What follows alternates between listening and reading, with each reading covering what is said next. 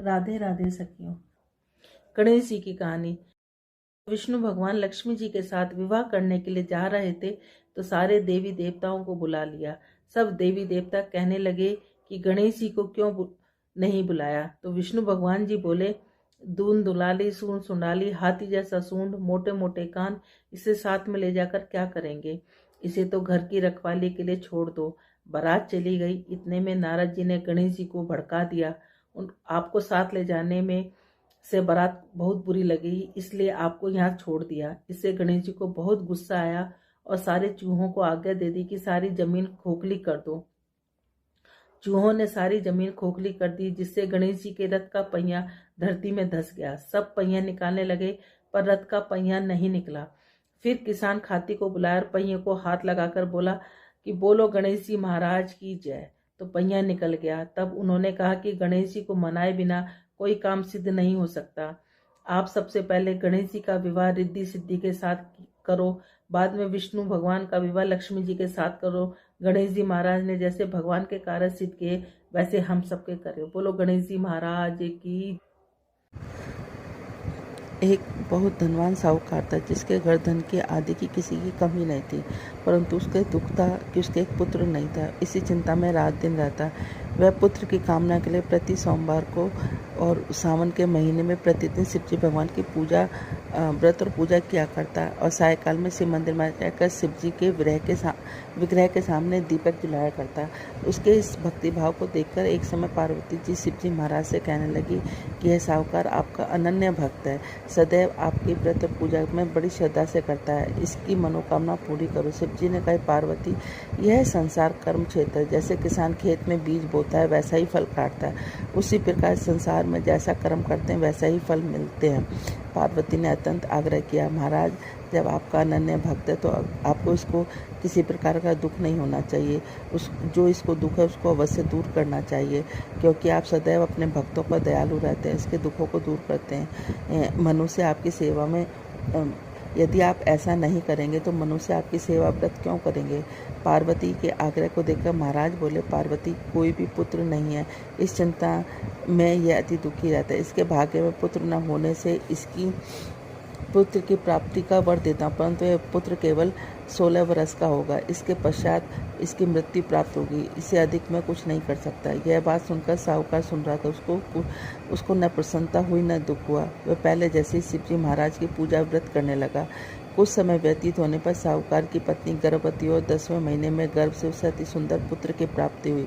साहूकार के घर में खुशियाँ मनाए गए, परंतु साहूकार ने उसकी केवल 16 वर्ष की आयु जानकर अति प्रसन्नता प्रकट नहीं की और न ही किसी को भेद बतलाया। जब वह बालक 15 वर्ष का हो गया तो बालक को माता ने अपने पिता से विवाह आदि के लिए कहा कि साहूकार कहने लगा, यदि मैं इसका विवाह नहीं करूंगा। साहूकार ने कहा कि मैं अभी इसका विवाह नहीं करूंगा, अपने पुत्र को काशी पढ़ने के लिए भेजूंगा। फिर साहूकार ने अपने साले अथवा बालक के मामा को बुलाकर बहुत सा धन देकर बालक को काशी पढ़ने के लिए भेज दिया और कहा कि हर रास्ते पर तुम यज्ञ और ब्राह्मणों को भोजन कराते जाना। दोनों मामा भांजे यज्ञ करने ब्राह्मणों के भोजन कराते जा रहे थे। रास्ते एक नगर में पड़ाव पड़ा। उस नगर के राजा की बारात आई हुई थी, लेकिन वर पक्ष वाले वह भी थे, क्योंकि उनका वर एक आंख से काना था। अब वो एक ऐसे सुंदर युवक की तलाश में थे कि जो वो रात को उससे शादी कर ले और हम कन्या को लेकर अपने घर चले जाएं। जब उन्होंने मामा भांजे को देखा तो कहा कि हमें एक थोड़ी देर के लिए अपने लड़के को हमें उधार दे दो। उसने कहा, कहीं ऐसा भी होता है कि हम तुम्हें बहुत सा धन देंगे। मामा ने कुछ सोचते हुए उसको दे दिया। जब सारा विवाह संपन्न हो गया तो जब फेरे पड़ने लगे, सब विवाह संपन्न हो गया। वो भांजा बहुत सुंदर था, सब देखकर बहुत खुश हो रहे थे कि जो ना उस राजा की लड़की को कन्या वर बहुत अच्छा मिला है।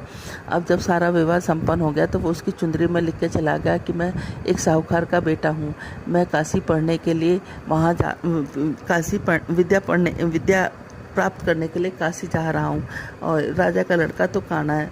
कन्या अपनी चुंदरी पे अपने वर को कुछ लिखता हुआ देख रही थी। उसने जाकर देखा, जब सुबह विदा का समय आया तो उसने अपनी चुंदरी पर लिखा देखा। उसने कहा कि यह मेरा वर नहीं है, मेरा वर तो काशी पढ़ने के लिए गया हुआ है, राजा का लड़का तो काना है। उसने उसके साथ जाने से मना कर दिया। सारे में हाहाकार मच गया।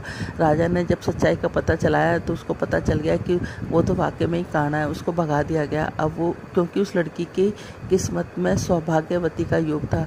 वो वो 16 सोमवार किया करती थी। सावन के सोमवार व्रत पूजा विधि विधान से किया करती थी और व्रत की यही कहानी वो पढ़ा करती थी।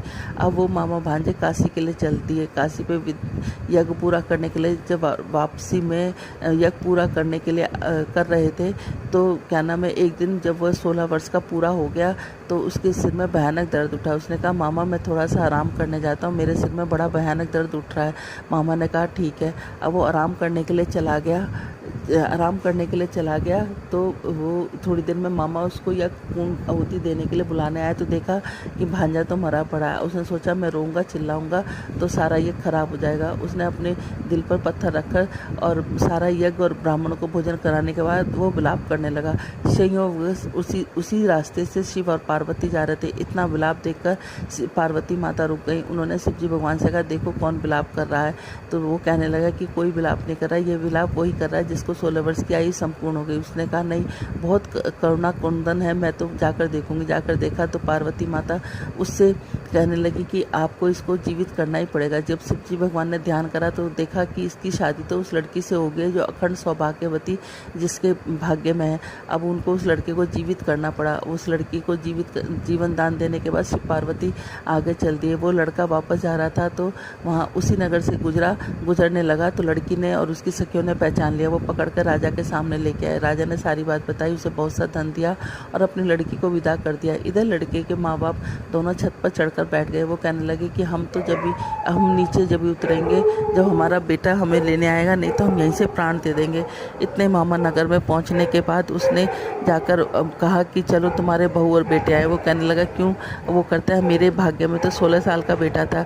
मामा ने उसको सारी बात बताई। कहने लगा कि जो ना अखंड सौभाग्यवती लड़की की शादी होने की वजह से तुम्हारे बेटे की आयु पूरी लंबी हो गई है। अब दोनों सेठ सेठानी नीचे उतरे। उन्होंने अपने बेटे और बहू को खूब आदर सत्कार के साथ किया और कहा कि जो भी सावन के महीने में इस कहानी को रोज पढ़ेगा सुनेगा उसको भी अखंड सौभाग्यवती का फल मिलेगा, साथ में पुत्र पौत्र का फल मिलेगा।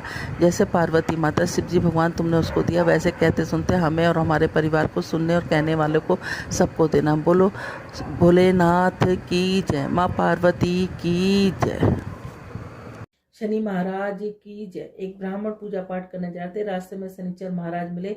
ब्राह्मण बोला, शनि महाराज कहाँ जा रहे हो? शनिचर बोला, राजा के यहाँ लगने जा रहा हूँ। ब्राह्मण बोला, राजा के लगेगा, सारी प्रजा दुखी होगी इसलिए मेरे लग जाए। शनि महाराज बोले, कितने साल लगूंगा? ब्राह्मण बोला, 7 साल की ना उठी जाए, 5 साल की ना उठी जाए, 2.5 साल की ना उठी जाए, 1.25 साल की ना उठी जाए। जब ब्राह्मण ने 1.25 पैर की उनकी शनि महाराज की दशा उठ ली और नदी के किनारे जाकर बैठ गया। आसन बिछाकर पाठ करने लगा। नदी में 2 मतीरे बह जाए तो उसे निकाल कर घोड़े के नीचे रख लिए। वह मतीरे राजा के लड़के का सिर बन गए। उसके पास जाकर शनि महाराज आए।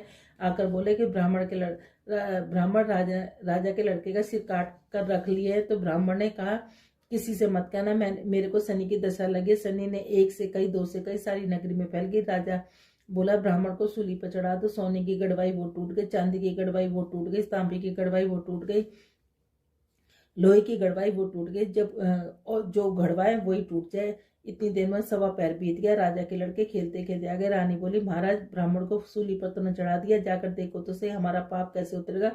राजा ने जाकर देखा, ब्राह्मण पाठ कर रहा। राजा ने पूछा, ब्राह्मण क्या ज्ञान विज्ञान जानता है? ब्राह्मणों में कुछ नहीं जानता, मैं तो पाठ करने जा रहा था। रास्ते में शनिचर महाराज मिले।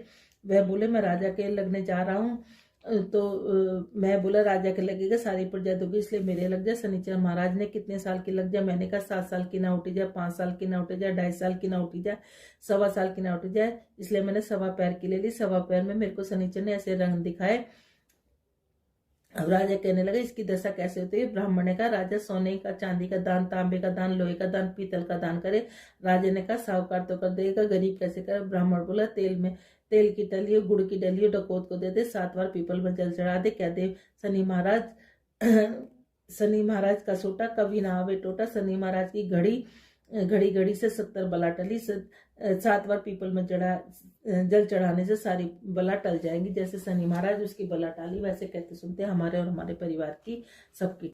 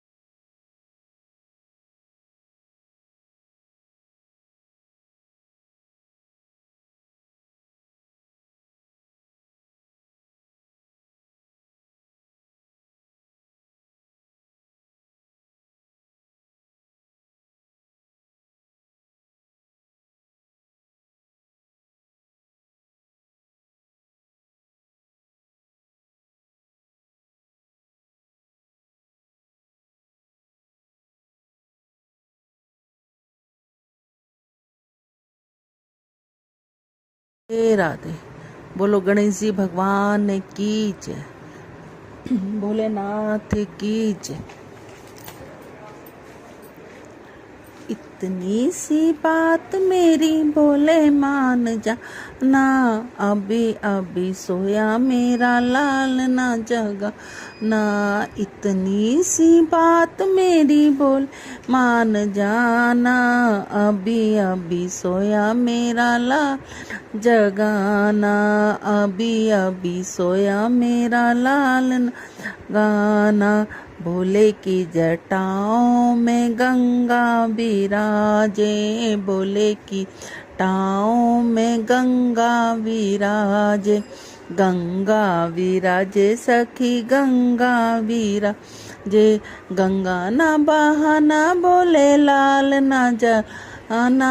गंगा ना बहाना लाल ना डराना, अभी अभी सोया मेरा लाल ना जगाना। अभी अभी सोया मेरा लाल ना जगाना। इतनी सी बात मेरी भोले मान जाना, अभी अभी सोया मेरा लाल ना जगाना। भोले के माथे पे चंदा विराजे, भोले के माथे पे चंदा विराजे। चंदा विराज सखी चंदा विरांदे, चंदा ना चमकाना भोले लाल ना डराना। अभी अभी सोया मेरा लाल ना आना, अभी अभी सोया मेरा लाल ना जगाना। इतनी सी बात मेरी भोले मान जाना, अभी अभी सोया मेरे लाल ना जगाना। भोले के गले में सर्पों की माला, भोले में सर्पों की माला। सर्प ना दिखाना भोले लाल ना जगाना, सर्प ना दिखा भोले लाल ना जगाना। अभी अभी सोया मेरा लाल ना आना, अभी अभी सोया मेरा लाल ना जगाना। इतनी सी बात बोले मेरी मान जाना, अभी अभी सोया मेरा लाल ना जगाना। अभी अभी सोया में लाल ना जगाना। भोले के हाथों में डमरू विराजे, भोले के हाथों डमरू विराजे। डमरू विराजे सखी डमरू विराजे। डमरू ना बजाना भोले लाल ना डराना, डमरू ना भोले लाल ना जगाना। अभी अभी सोया मेरा लाल ना जगाना, अभी अभी सोया मेरा लाल ना जगाना। इतनी सी बात मेरे भोले मान जाना, अभी अभी सोया मेरा लाल ना जगाना। भोले के पैरों में पायल विराजे, पायल विराजे सखी गुरु विराजे। भोले के पैरों में पायल विराजे, पायल विराजे सखी घुंघरू विराजे। घुंघरू ना बजाना, घुंघरू ना बजाना भोले लाल ना डराना। अभी अभी सोया मेरा लाल ना डराना, अभी अभी सोया मेरा लाल ना डराना। इतनी सी बात मेरी भोले मान जाना, अभी अभी सोया मेरा लाल ना डराना। अभी अभी सोया मेरा लाल ना जगाना।